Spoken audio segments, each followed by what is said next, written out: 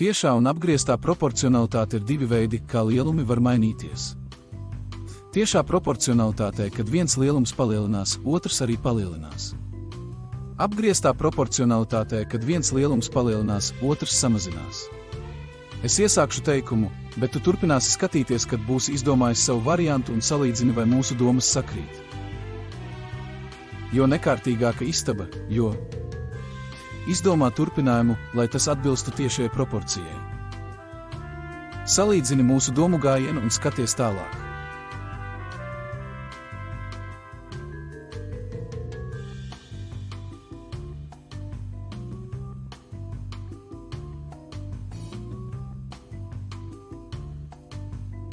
Malači, ja centāties, atkārtosim, tiešā proporcionalitāte nozīmē, ka divu lielumu vērtības mainās vienādā virzienā, ja viens pieaug, otrs arī pieaug, vai ja viens samazinās, arī otrs samazinās, kamēr apgrieztā proporcionalitāte nozīmē, ka viena lieluma pieaugums izraisa otrā lieluma samazinājumu un otrādi.